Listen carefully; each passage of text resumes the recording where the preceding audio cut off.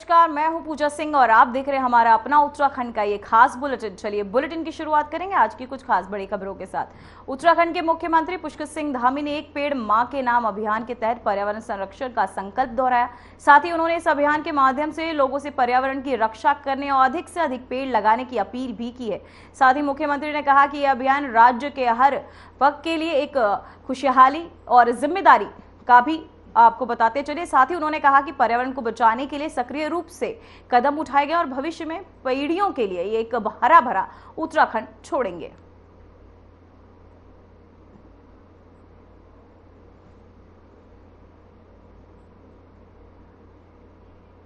तो वही खबर सामने आ रही है जहां पंचायत चुनाव में बीजेपी ने तेज किया प्रचार। पहले चरण में 24 जुलाई को होगा मतदान। बीजेपी प्रदेश अध्यक्ष कई पदाधिकारी प्रचार में जुटे। ग्रामीण क्षेत्रों में अलग अलग मुद्दों को लेकर होगा प्रचार। साथ ही सड़क, स्ट्रीट लाइट, खेल का मैदान जैसे मुद्दों पर किया गया प्रचार। वहीं दूसरे चरण में 28 जुलाई को होगा मतदान।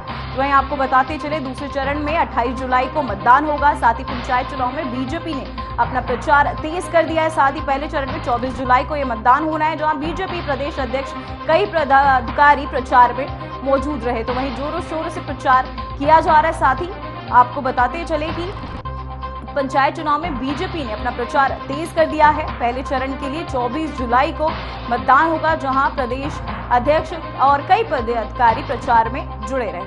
तो वहीं आपको बता दें सड़क, स्ट्रीट लाइट, खेल मैदान जैसे मुद्दों को लेकर प्रचार किया जा रहा है। पंचायत चुनाव में बीजेपी ने तेज किया प्रचार। दूसरे चरण के लिए 28 जुलाई को होगा मतदान। बीजेपी प्रदेश अध्यक्ष कई पदाधिकारी प्रचार में जुटे। वहीं ग्रामीण क्षेत्रों में अलग अलग मुद्दों को लेकर प्रचार किया जा रहा है। सड़क, स्ट्रीट लाइट, खेल जैसे मुद्दों को लेकर लगातार बीजेपी के तहत ये प्रचार किए जा रहे। पंचायत चुनाव में प्रचार प्रक्रिया जो है वो तेज कर दी गई है। बीजेपी प्रदेश अध्यक्ष और कई पदाधिकारी प्रचार में मौजूद रहे, जहां जोरों शोरों से बीजेपी के तहत ये प्रचार किया जा रहा है।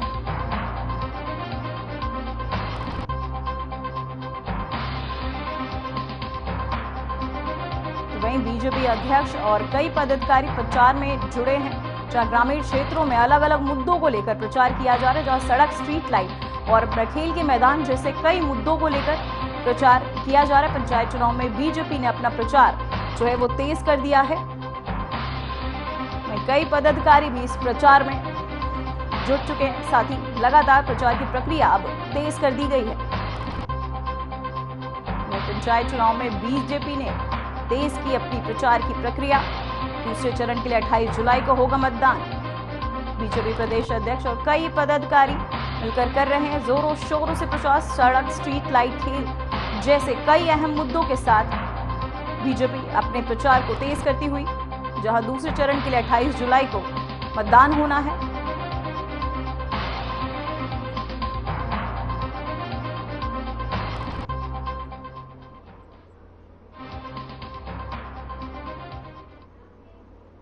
तो वहीं इसी खबर पर हमारे साथ संजीव वर्मा बीजेपी प्रवक्ता जुट चुके हैं। सर, मैं जानना चाहूंगी प्रचार की प्रक्रिया जो है बीजेपी ने तेज कर दी, इसको लेकर आप क्या कहना चाहेंगे? देखिए, भारतीय जनता पार्टी कोई भी चुनाव हो, छोटा हो, बड़े से बड़ा हो, हम पूरी गंभीरता के साथ चुनाव मैदान में उतरते हैं। और जिस प्रकार से भारतीय जनता पार्टी का पूरे उत्तराखंड में चाहे कोई भी चुनाव हो, लोकसभा हो, विधानसभा हो, नगर निकाय के जितने चुनाव हुए, चाहे अब पंचायत का चुनाव हो, सभी में भारतीय जनता पार्टी का परचम लगातार फहरा रहा है। और भारतीय जनता पार्टी के पक्ष में इस समय तमाम मतदाता पहले से पूरी तरह से कमर बांधे हुए है। और जनता इस बार भी पंचायत चुनाव में भारतीय जनता पार्टी को अपना आशीर्वाद देने जा रही है। और भारतीय जनता पार्टी के जितने भी हमारे प्रत्याशी, समर्थित प्रत्याशी हैं, उनका भी मैं सोचता हूँ तमाम पंचायतों में बोर्ड बनने जा रहा है। और जिस प्रकार से यदि आप पिछले नगर निकाय में देखें तो भारतीय जनता पार्टी को नगर निगमों में 11 नगर निगमों में से 10 नगर निगम में भारतीय जनता पार्टी को बहुमत मिला और कांग्रेस को सिफर से काम चलाना पड़ा। इसी प्रकार से मैं सोचता हूँ इस बार जो पंचायत का चुनाव होने जा रहा है, उसमें भी हमारी सरकार की जो जिस प्रकार से चाहे अर्बन एरिया की बात करें, चाहे हम रूरल एरिया की बात करें, तमाम क्षेत्रों में जिस प्रकार से विकास की गंगा बही है, वो उसका एक लाभ और उसका आशीर्वाद जनता भारतीय जनता पार्टी को इन चुनाव में देने जा रही है। भारतीय जनता पार्टी का कमल चहुं और खिलने जा रहा है। जी सर, मैं जानना चाहूंगी इस बार बीजेपी सड़क, स्ट्रीट लाइट और खेल के मैदानों जैसे मुद्दों के साथ प्रचार कर रही है, इसके अलावा क्या कोई और खास मुद्दे हैं? देखिए, हम चाहे इंफ्रास्ट्रक्चर की बात करें, चाहे हम स्वास्थ्य की बात करें, चाहे शिक्षा की बात करें, और चाहे हम युवाओं को रोजगार देने की बात करें, युवाओं को रोजगार देने की स्थिति में आज भारतीय जनता पार्टी ने जो एक कीर्तिमान स्थापित किया है, आप पूरे देश का से भी यदि कंपैरिजन करें तो 4 सालों के अंदर 23,000 सरकारी नौकरी देने वाला उत्तराखंड देश का पहला प्रदेश बना है। और हमारे माननीय मुख्यमंत्री जी जिस प्रकार से युवाओं के रोजगार के प्रति एक दृढ़ इच्छा शक्ति के साथ लगातार काम कर रहे हैं, चाहे रोजगार की बात करें, स्वरोजगार की बात करें, नित्य नए स्वरोजगार जनरेट करने की दिशा में वो लगातार काम कर रहे हैं। अभी कल ही 1 लाख करोड़ रुपए का जो ग्लोबल समिट में एमओयू हुए थे, उसमें जो ग्राउंडिंग का एक सेरेमनी रुद्रपुर में हुई, जिसमें माननीय गृह मंत्री जी ने भी शिरकत करी और माननीय मुख्यमंत्री जी को अपना आशीर्वाद भी दिया, उनकी भूरी भूरी प्रशंसा भी करी। तो तमाम क्षेत्रों में जिस प्रकार से विकास की गंगा बह रही है, उस विकास के मुद्दे पर ही भारतीय जनता पार्टी जनता के बीच चुनाव मैदान में है, और उसका मैं सोचता हूँ लाभ भी मिल रहा है, आशीर्वाद भी मिल रहा है। जिस प्रकार से ग्राम पंचायतों में आप देखिए, तमाम कोई भी गांव है, उनकी सड़कों की जो कनेक्टिविटी तमाम स्टेट हाईवे से जोड़ने में हम लोग पूरी तरह सक्षम हुए हैं, कामयाब हुए हैं, और जनता सब कुछ देखती है। और कांग्रेस पार्टी के पास तो आज बोलने के लिए कुछ नहीं, वो केवल और केवल जनता के बीच जाते हैं तो एक नेगेटिव प्रचार माध्यम के साथ जाते हैं, नकारात्मकता के अलावा उनके पास बोलने के लिए कुछ नहीं, न कोई विजन है, न सोच है, और न ही कोई दृष्टि। जी सर, मैं जानना चाहूंगा 22 जुलाई को दूसरे चरण का मतदान होना, इसे लेकर क्या खास तैयारियां की गई है बीजेपी के तहत? अपने जो हमारे प्रत्याशी थे, हमने एक क्रमबद्ध तरीके से पहले पर्यवेक्षकों की नियुक्ति करी, और उसके बाद जो हमारे प्रभारी बनाए गए हैं, तमाम जितने जिला पंचायत के क्षेत्र हैं, उनमें भारतीय जनता पार्टी संगठन के प्रभारी हम लोगों ने नियुक्त किए हैं। वो अपने अपने क्षेत्रों की लगातार चिंता कर रहे हैं। जिस प्रकार से भारतीय जनता पार्टी बिल्कुल एक माइक्रो लेवल मैनेजमेंट पर काम करती है, हमने तमाम पन्ना प्रमुखों की नियुक्ति करी है, और जन जन तक भारतीय जनता पार्टी का जो हमारा कार्यकर्ता है, उसकी एक अच्छी खासी पैठ है। और भारतीय जनता पार्टी का जितना सक्रिय कार्यकर्ता है वो इस समय चुनाव मैदान में है, और जो 24/7 और 365 दिन जनता के बीच रहकर उनकी जन समस्याओं को दूर करते हुए, उन जन समस्याओं का निराकरण करते हुए जनता के बीच रहता है, तो तमाम जनता भी ऐसे कार्यकर्ताओं को चिन्हित भी करती है, और उन्हीं कार्यकर्ताओं को अपने जनप्रतिनिधि के रूप में चाहती है कि वही जनप्रतिनिधि चुने जाए, ताकि जिस प्रकार से हमारी अभी डबल इंजन की सरकार चल रही है, जनता चाहती है कि जिस प्रकार से नगर निकाय में भी ट्रिपल इंजन की सरकार बनी, तो पंचायतों में भी ट्रिपल इंजन की सरकार बनेगी। तो मैं सोचता हूँ हमारे जितने भी ग्रामीण क्षेत्र हैं, उनका विकास बहुत तेजी के साथ होगा, और जनता भी ऐसा चाहती है, और सरकार भी लगातार इसके ऊपर काम कर रही है। जी, बहुत बहुत धन्यवाद संजीव वर्मा जी हमारे साथ चर्चा की। तो वहीं मनी लॉन्ड्रिंग मामले में फंसे उत्तराखंड कांग्रेस के वरिष्ठ नेता हरिक सिंह रावत का परिवर्तन निर्देशालय शुक्रवार को उनकी पत्नी दीक्षित रावत समेत कुल 5 लोगों के खिलाफ देहरादून की विशेष मनी लॉन्ड्रिंग निर्वाणा अदालत में चार्जशीट दाखिल कर दी गई, वहीं जिसमें कांग्रेस नेता हरिक सिंह रावत मुश्किलें बढ़ गई हैं। हालांकि इस मामले में हरिक सिंह रावत बड़ा ऐलान करते हुए कहा कि केस में वह दोषी साबित होने पर वह राजनीतिक संन्यास लेंगे। यही नहीं, हरिक सिंह रावत ने ईडी के अधिकारियों को भी चेतावनी देते हुए कहा कि जिस तरह उन्हें बेवजह पुराने केस के लिए परेशान किया जा रहा है उसका अंजाम ईडी के अधिकारी जरूर भुगतेंगे। कांग्रेस प्रदेश मुख्यालय में प्रेस वार्ता करते हुए पूर्व मंत्री ने कांग्रेस नेता हरिक सिंह रावत से मोदी सरकार पर एक बार फिर केंद्रीय एजेंसियों को दुरुपयोग का आरोप लगाते हुए कहा कि अगर वह भारतीय जनता पार्टी में आज भी होते तो उनके साथ शायद इस तरह का बर्ताव नहीं होता, लेकिन क्योंकि उन्होंने पार्टी छोड़कर कांग्रेस का दामन थामा है इसलिए उन्हें परेशान किया जा रहा है। उन्हें यह भी कहा कि ईडी के अधिकारियों के विपक्ष के नेताओं पर जितने केस दर्ज किए उससे न केवल 2 केस ऐसे जिसमें दोषियों को सजा हुई है जो ईडी पर सवाल खड़े करता है। इनकी फर्जी चार्जशीट है, हमारे कागज 99% नहीं, 1% हम गलत नहीं है, नहीं गलत, 99.9% गलत नहीं है, 100% हमारे कागज सही। और मैं एक सवाल आपके माध्यम से ईडी के अधिकारियों से पूरे देश के लोगों से पूछना चाहता हूं,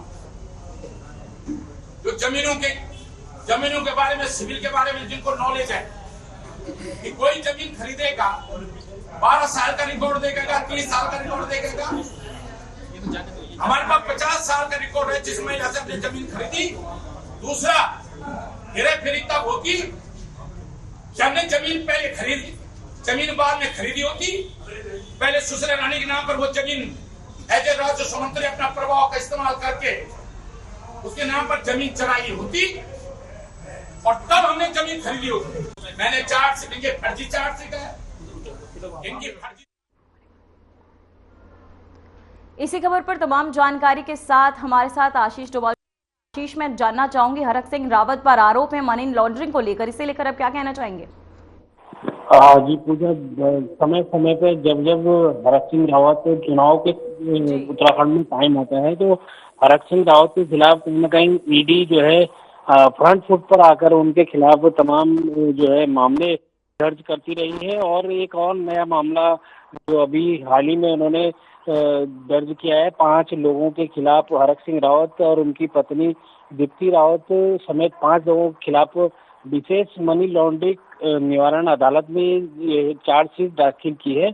तो इसको लेकर कहीं न कहीं राजनीति जो है गर्मा चुकी है और हरिक सिंह रावत का ये आरोप है कि उन्होंने पहले भाजपा छोड़ी, उसके बाद कांग्रेस ज्वाइन की। पहले वो कांग्रेस में ही थे, भाजपा ज्वाइन की, उसके बाद भाजपा छोड़ने के बाद उन्होंने जब से कांग्रेस ज्वाइन की है तब से उनके खिलाफ जो है षड्यंत्र भारतीय जनता पार्टी के जो लोग हैं वो कर रहे हैं। ईडी का दुरुपयोग किया जा रहा है। उनका कहना है कि अगर उन पे दोष साबित हो गया तो वो जो है राजनीति से संन्यास ले लेंगे और अगर ऐसा न हुआ तो ईडी के जो अधिकारी हैं उनके खिलाफ भी वो मुकदमा दर्ज करेंगे। जी आशीष, मैं जानना चाहूंगी 5 लोगों पर चार्जशीट दाखिल की गई, क्या बाकी 3 लोगों के नाम भी सामने आए हैं?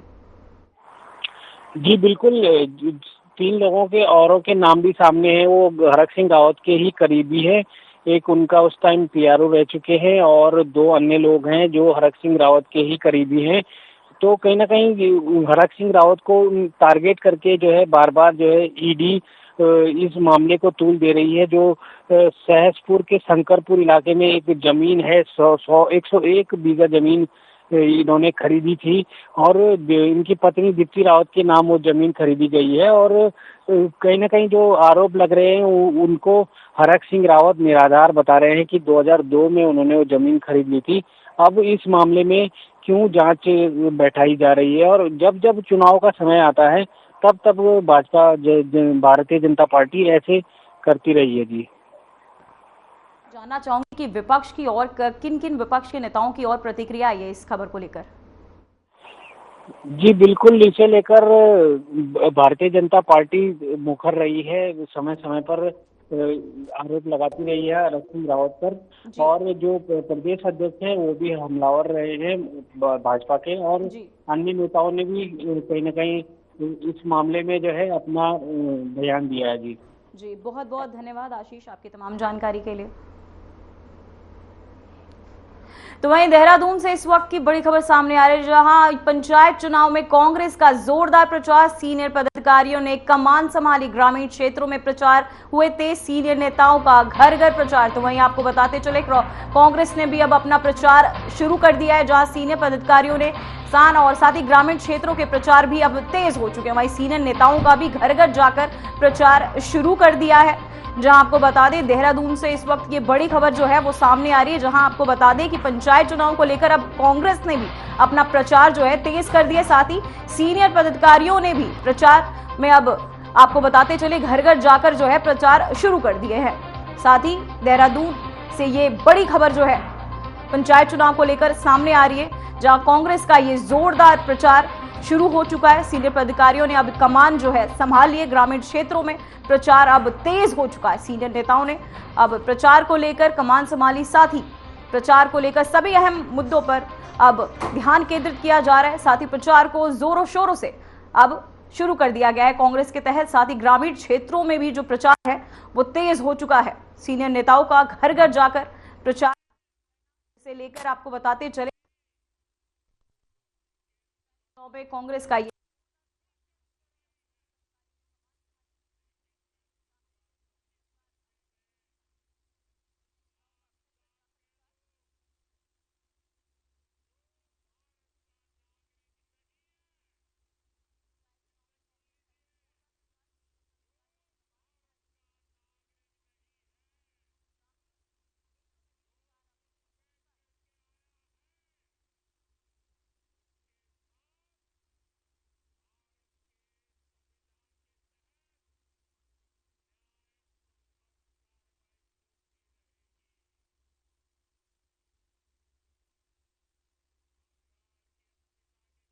रुख करेंगे अगली खबर का, जहां खबर सामने आ रही है छांगुर बाबा के देहरादून कनेक्शन को लेकर जांच अब शुरू हो चुकी है। गुर्गों के नेटवर्क की जांच कर रही है पुलिस।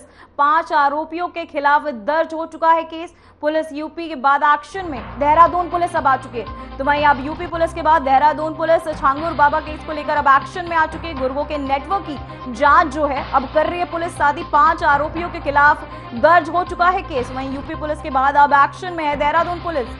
गुर्गों के नेटवर्क की जांच कर रही है पुलिस। साथ ही आपको बताते चले छांगुर बाबा केस कनेक्शन को लेकर अब जांच जो है जोरों शोरों से शुरू हो चुकी है, जहां गुर्गों के नेटवर्क की जांच अब कर रही है पुलिस। साथ ही 5 आरोपियों के खिलाफ जो है मामला अब तेज हो चुका है। यूपी पुलिस के बाद अब देहरादून पुलिस भी इस मामले को लेकर सख्ती से गहन जांच में जुट चुकी है। छांगुर बाबा के देहरादून कनेक्शन को लेकर ये जांच शुरू हो चुकी है।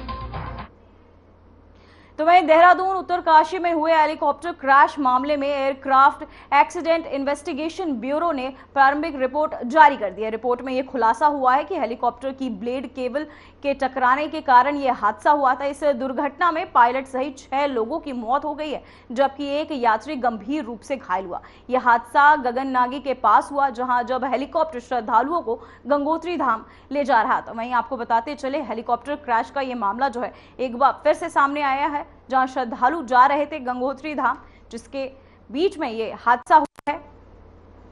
क्रैश में 6 लोगों की मौत हो गई है।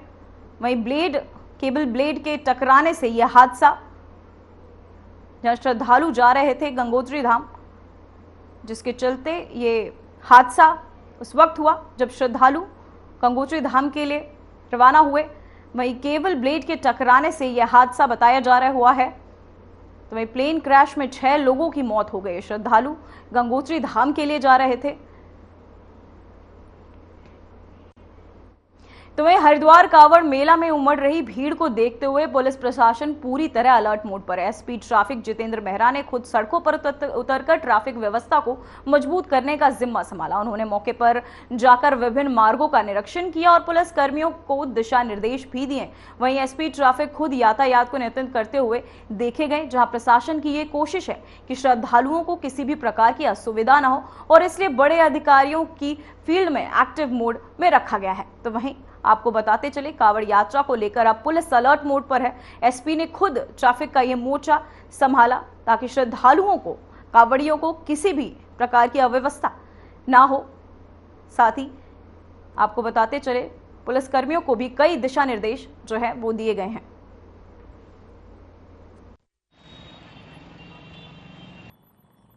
जैसा कि आपको पता है अब डाक कावड़ भी शुरू हो गई है, इसलिए हमने बहुत गहन चिंतन करके मल्टीपल फेजेस में व्यवस्था की गई है। हमने प्लान बी भी बनाया हुआ है, प्लान सी भी बनाया हुआ है। अगर बारिश आती है कंटिजेंसी प्लान उसके लिए बनाया हुआ है कि हमें पार्किंग कैसे रखना है। आप यहाँ देख रहे हैं हम बैरागी पार्किंग में खड़े हैं। हमारे पास डाक कावड़ को लेकर जो मेजर पार्किंग से एक बैरागी पार्किंग है और नीलधारा पार्किंग है।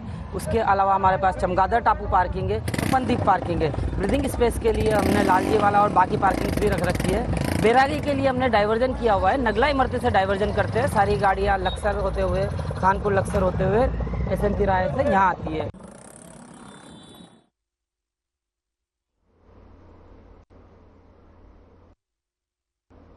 तो वही कावड़ यात्रा मार्ग पर एक बार फिर तेज रफ्तार और खतरनाक चेहरा सामने आया, जहां दो कावड़िए बाइक सवार आपस में टकरा गए। हादसे के बाद मौके पर ड्यूटी पर तैनात पुलिसकर्मी तुरंत पहुंचे और घायलों को प्राथमिक उपचार दिया। दोनों कावड़ियों को मामूली सी चोटें आई है। गनीमत रही कि कोई गंभीर रूप से घायल नहीं हुआ है। घटना के बाद कुछ देर के लिए अफरा तफरी का माहौल बन गया, जिसे पुलिस ने तुरंत काबू में कर लिया। वहीं लगातार बढ़ते बाइक हादसे पर अब कावड़ियों को लेकर अब बताते चले कि यात्राओं में अब चुनौती बनती जा रही है।